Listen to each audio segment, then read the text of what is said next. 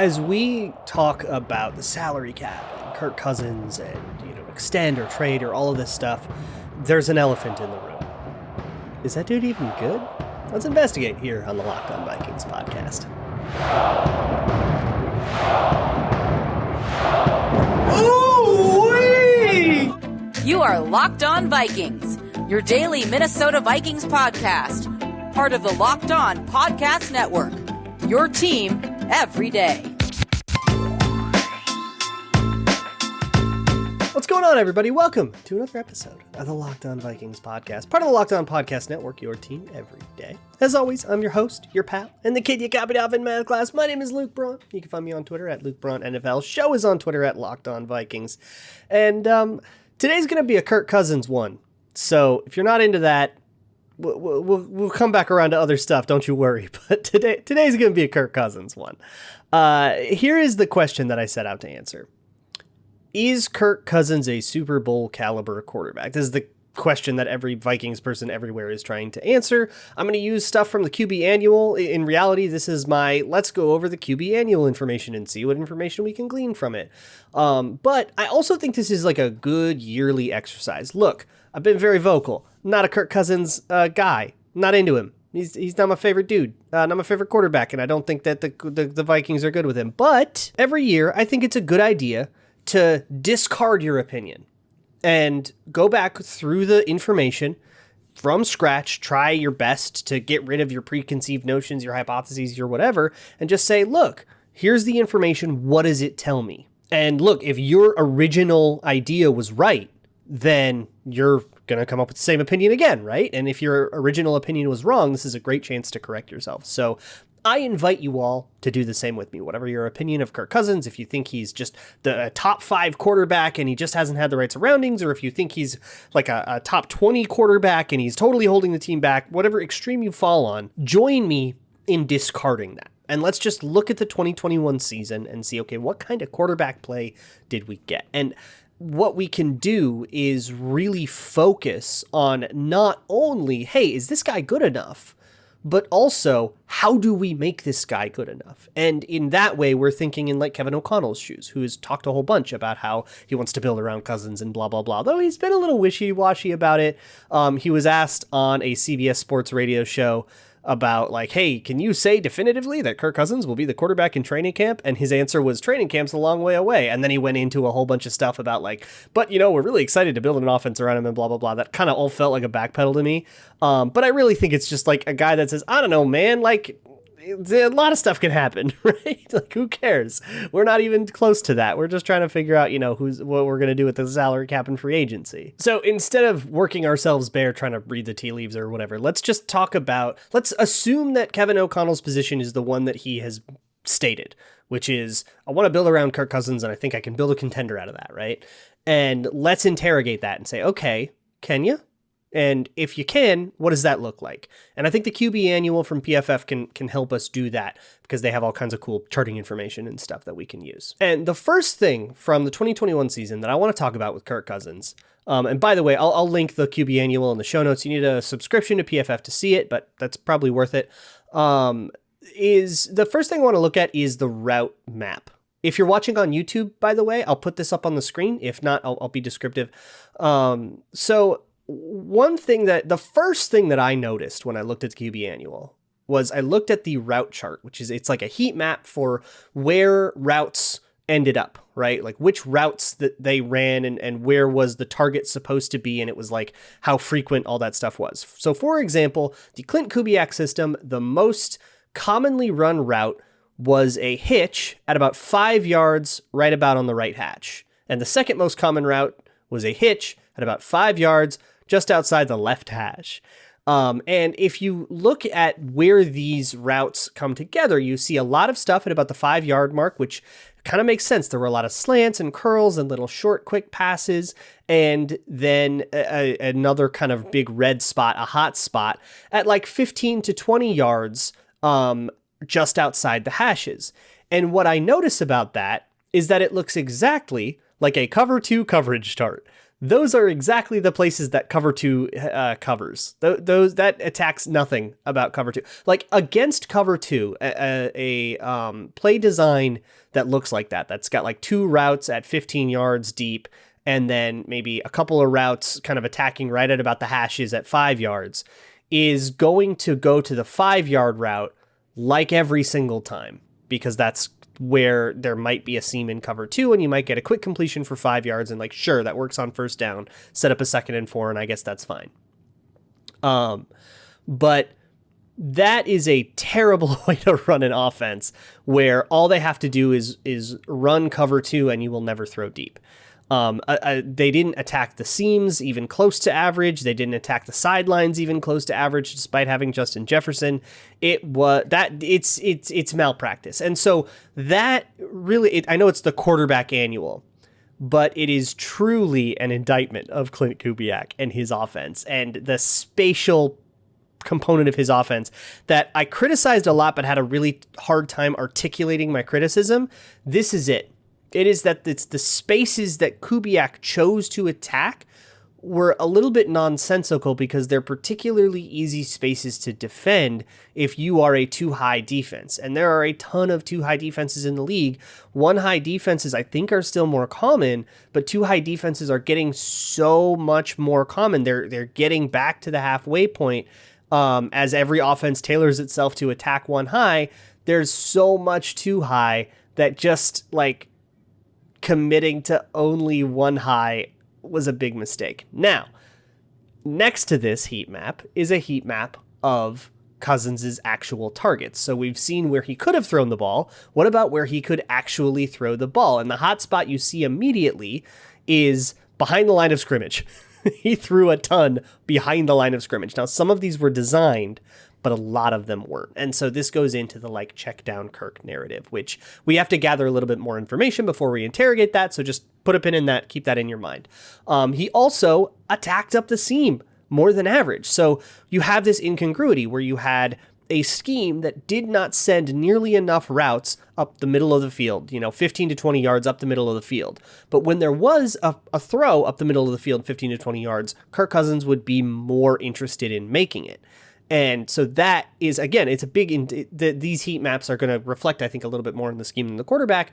And it kind of tells you, okay, you had this, you had a way for Kirk Cousins to be more aggressive. And what this really looks like to me is like a backside dig route.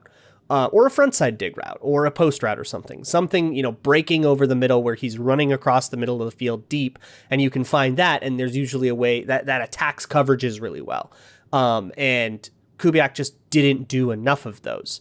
And when he did, like the fact that he didn't run enough of those and yet Cousins still targeted them more than league average, tells you a lot about the missed opportunity there. So if you want to buy into Kevin O'Connell, you just have to say, oh, Kevin O'Connell will just run a crap ton of backside dig routes and take advantage of that particular tendency that Kirk Cousins has. And boom, you've gotten the offense to be more aggressive. Yay, as long as you can block for it, which is the next thing we have to talk about. But first, let me talk to you about a good old Gramble. Look, it's not football season anymore, but it's still basketball season. Maybe baseball season will start up. Maybe there's tennis, golf, MMA, whatever. You can bet on all of that stuff at BetOnline. It is your one-stop shop for all things Gramblin'. BetOnline has a player props builder, so you can build your parlays or whatever. That's really cool. They have a live betting apparatus that's really fun to play around with. So head on over to betonline.net and get yourself a Gramblin' at BetOnline, where the game starts. Thanks again for making Locked On Vikings your first listen of the day. I hope you're watching on YouTube, especially for a show like this where there's going to be some visuals that'll maybe help you out. But you should also watch the Locked On NFL podcast on YouTube. I'm on it on Tuesdays. So go just for Tuesdays, go check out YouTube Locked On NFL. I do that with Ross Jackson, who does Locked On Saints. And yes, I rib him all the time about the couple of playoff wins the Vikings have gotten against the Saints in the last few years. So tune in for that. So if you follow people who broke down the QB Annual well before I did, I'm like way late to this game. But I think the thing you probably saw a ton was grade from clean pocket versus grade under pressure. So the Pro Football Focus grades from a clean pocket, Kirk Cousins ranked first in the league. So when there was no pressure, Pro Football Focus's take is that Kirk Cousins was the most effective quarterback in the league when there was no pressure. And when there was pressure, he dropped to 17th. He dropped all the way to the middle of the pack when there was pressure. Now, I haven't gone through and looked at what everybody else's drop-off is. And of course, there's going to be some kind of drop-off under pressure, but this the grade would theoretically adjust for that, right? Because everybody else is going to experience the drop-off. And something I might do at a future date is just go scrape all of the EPA numbers for under pressure versus clean and ask, what was his drop-off? And I did that for last year, and he ranked, I think, like 23rd in clean production versus under pressure production. So he had a bigger than average drop off from when things were clean to when things were under pressure. And therefore it leads me to conclude he is a below average pressure eraser. And this definitely looks like that. I would want to look at the EPA numbers specifically to get specifics, but dropping from first in the league to middle of the pack seems like a pretty big drop off. So, okay, great. Why does that happen? And this is where PFF sort of stretches its limits. And we, as just individuals, can go a little bit further than PFF can because they're trying to do every player on every play, where we can kind of say, all right, we understand what's happening there. And I broke it down every single game. Go back to the post-game Wednesday episodes where I watched tape and stuff and talked about Kirk Cousins, where you can see like something that PFF won't necessarily capture in a lot of its metrics is the thing where you get a 10-yard completion that could have been a 25-yard completion. And as people, we can look at that and say, the post was there. He could have gotten a lot more, and 10 is fine, but he could have got more. And we can log that in our brains as a thing where it's like, ooh, meat left on the bone. Okay. And it worked out okay, but there's meat left on the bone. And we can parse that out. We can think about that and see that is a concept. And we can parse that out. To quote Kwesi Adofo-Mensah, that's that complex higher order thinking humans are really good at. But charting and algorithms and stuff are not going to be as good at that higher order thinking. It's just going to see 10-yard completion. That's probably a pretty good play, and then grade him up for it. And that's not just a hypothesis. That is what we see in a lot of the data. For example, this is something that really stuck out to me, and it also says something about the scheme. Time to throw. They have a big giant table of time to throw. Was it 2.5 seconds or less, or 2.5 seconds or more? And 2.5 seconds was the cutoff between a quick throw and a longer throw. In previous years, Kirk Cousins has thrown longer developing plays. They've had, half of the plays have been 2.5 seconds or more, 47%, 46%. And this year it was 42%. It was much less. And it actually looked a lot more similar to the John DeFilippo offense of 2018. And that tracks with something that I've been saying for a while. This is not a good or a bad thing necessarily. It's just a different plan of attack where in 2021 and in 2018, they opted for more spread concepts, for more spacing, double stick, dragon, that kind of stuff. Where there's slants, where it's 3-step drop and go, quick game to try to help the offensive line. There are kind of two directions you can go when you have a struggling offensive line. You can either try play action, bootleg, make it so that the offensive line's block doesn't matter because hopefully the lineman, the pass rusher totally float away from the play, or you can try to make the pass rush not matter by saying 3 steps, balls out, there's no way you're ever going to have time to get there, right? And some teams do one, some teams do the other. There's pros and cons to each.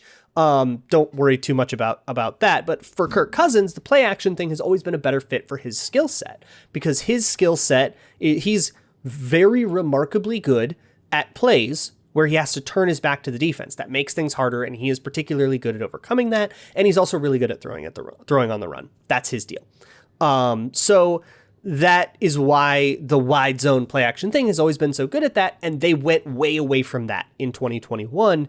And I think that even though you got a really good statistical season from him and he graded really high and all that stuff, I think that really hamstrung the offense because that's just not the best use of Kirk Cousins' skills. And if Kevin O'Connell is going to do that as well, and he's talked about wanting to do that, he lost a job in Washington because he didn't want to run as much play action.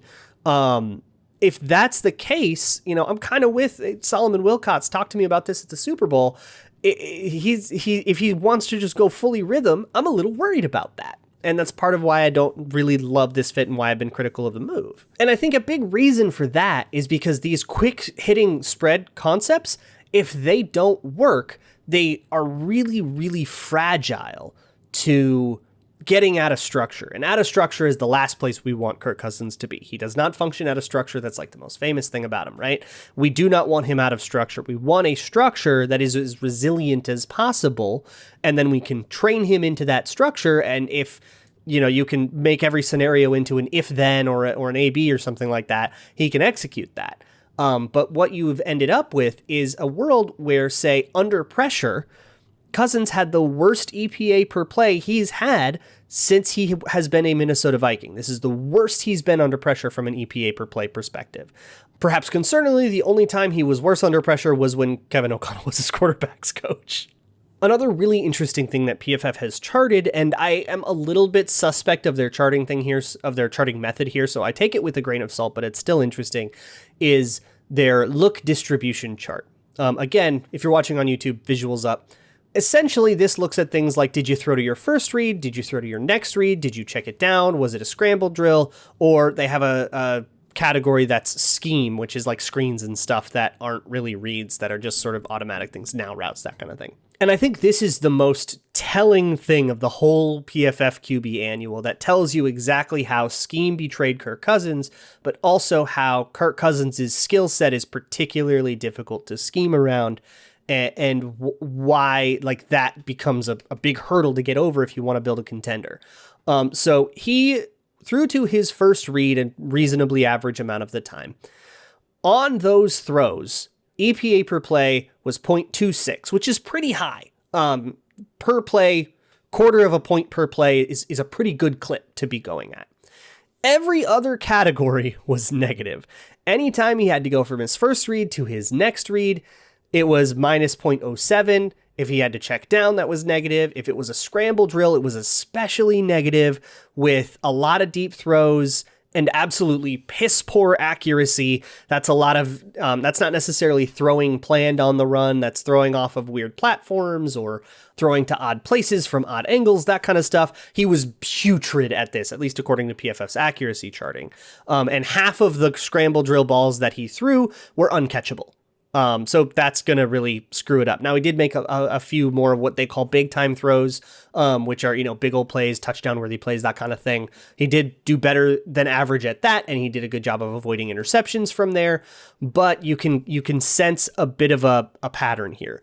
First read, when the play works, everything's great. And then when you have to go to the next read, it doesn't work as well. When you have to go to a scramble drill, his performance totally torpedoes. And here's the deal. This is what the big hurdle is.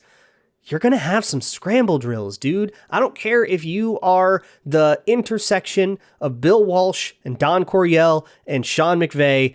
You're going to have some scramble drills. You're going to have to deal with it. And somebody who takes those moments and turns them from broken plays into broken drives is always going to struggle. And the margin of error gets so thin, especially in the postseason or in those last few games, where the division's on the line, that kind of stuff, that those mistakes, the scramble around and take a 10-yard sack kind of crap we see, the strip sacks, the ill-advised interception kind of thing that we saw earlier in Kirk's time with Minnesota, all that stuff is so high leverage that the fact that he was one of the most accurate quarterbacks in the league doesn't matter as much. But I do want to leave you with that. Let's talk a little bit about just the raw accuracy and go to a scout's perspective and just talk about raw ability here, because I'm narrowing in to a particular part that's very important that Kirk Cousins isn't good in, to illustrate a point, but I want to zoom back out and talk about just general accuracy, which should be pretty exciting. PFF charts accuracy a few different ways. They have an actual accuracy charting grid where they kind of say, okay, did you get the ball on people's bodies? Was it behind them, in front of them, high, low, that kind of thing? And on that axis, Kirk Cousins, I think, was the fourth most accurate quarterback in the league.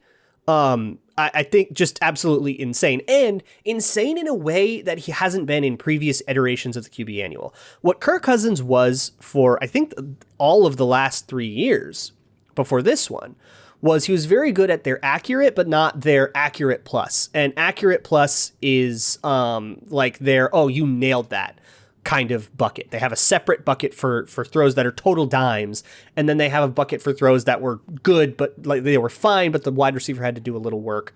And Kirk Cousins was always good at the fine throws, but not as much at the dimes. This year he was good at the dimes, and that is an improvement. That's really good. That's awesome.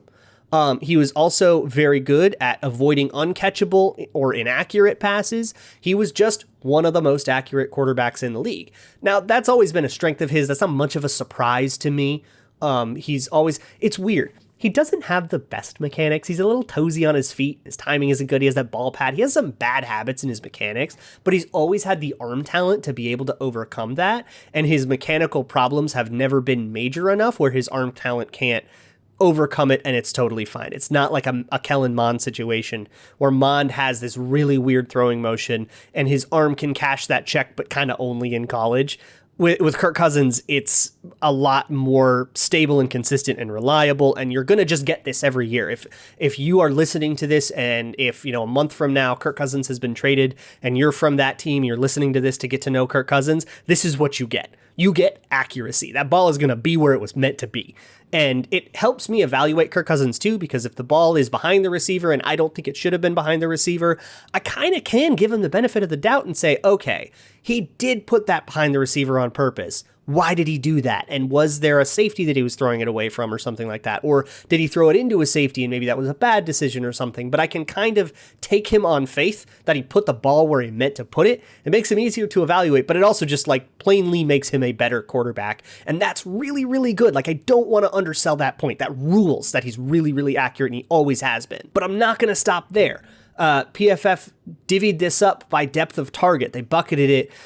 And he was more accurate, more or less, the deeper that you went, behind the line of scrimmage and from 0 to 9 yards, those were fine. But from an accuracy perspective, he was 10% more accurate than average on throws 10 or more yards. And that includes their 20 plus yard bucket. He did very well at throwing the ball deep. And it makes the whole thing so frustrating that he refused to. But that the ability is so very much there. And this is why he is so intoxicating. If you're in my camp, the camp of haters, and you just can't wrap your mind around why a team like the Vikings, why would Kwesi Adolfo-Mensah and Kevin O'Connell take over a team where Zimmer and Spielman just got fired off of a Kirk Cousins thing, kind of because of the failures of the Kirk Cousins-led Vikings? Why would they come in and then double down and commit more to Kirk Cousins? This is why. Because he puts the ball where he means to put it, and in my opinion, that's the most important quarterback trait. So, throwing away all my priors, and then looking at this, it confirms what all those priors were anyways. Kirk Cousins is a very accurate quarterback with great ability, right? Good arm strength, good accuracy. He will dominate in shorts all the time. And then when the going gets tough, he absolutely turtles. He is very prone to taking the safe check down throw, even in situations where it doesn't make any sense, like a 3rd and 6, you're taking a check down at the line of scrimmage that's covered. That kind of thing will always be so frustrating to me. And those are the moments that kind of separate the men from the boys. He's the kind of quarterback that could throw a ball through a tire 100 times in a row. And then you get a defensive lineman bearing down on him. You get, a 3rd and 7 situation where you have to adjust the way you approach a progression, and he will. That's where he dissolves, and that is why I am so vehemently against extending him. And this is coming from the guy who just put up an episode of this very podcast yesterday that said it's totally not about the cap. And if you're worried about the cap, listen to that episode. If you are of the opinion, if you totally disagree with me and you're of the opinion that you're like, no, Kirk can totally be a good quarterback. He just needs good enough surroundings. But the problem is that he doesn't have the cap to get good enough surroundings. Like, if that's your opinion, great. Go listen to yesterday's episode and you might come away believing that the Vikings can totally pull that off. And I think the Vikings think that they can totally pull that off. I am skeptical, because I think even with better surroundings, like the best offensive line in the league, you're still going to be in scramble drills. The best laid plans of mice and men, never survive contact with the enemy or something. I don't know what the quote is, but like eventually you're going to have to make a play when that play isn't made for you by somebody else. And that is where I don't see the ability here. He is an executor. That's always what I've said. And he thinks of himself that way too. He describes himself as a CEO on the field. And he says, you call it, I ball it. He talks about this all the time, that he wants to be an avatar of the coach, to be an extension of what the coach wants. But when you play that way, you're just not going to be able to handle things on the fly, to process quickly new information, to adapt to changing circumstances. That's never been his thing. It's never going to be his thing. I'll also link in the show notes. There's a great article from Arif Hassan from like a month ago or so about Kirk Cousins and kind of why that mentality will never change.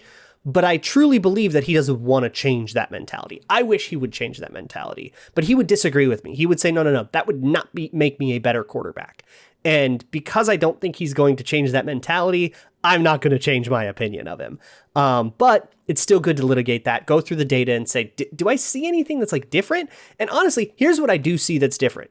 And I thought he was pretty good in accuracy. He's phenomenal in accuracy. His accuracy was, like, my opinion of him in accuracy was already high, and it got higher. But outside of that, the data from the QB Annual sort of confirms what I already thought about Kirk Cousins. And I will say it again. It's not about his contract. It's about who he is. I'll leave you with that here on the Locked On Vikings podcast. You can check out the Locked On NFL Draft podcast tomorrow. And I think I'm just going to leave you with that. Check out the Locked On NFL Draft podcast. They're doing some pretty awesome stuff, and it's kind of that time of year. So go check that out. Start getting yourself acclimated. I will catch up with you soon. I'll see y'all tomorrow. And as always, Skull.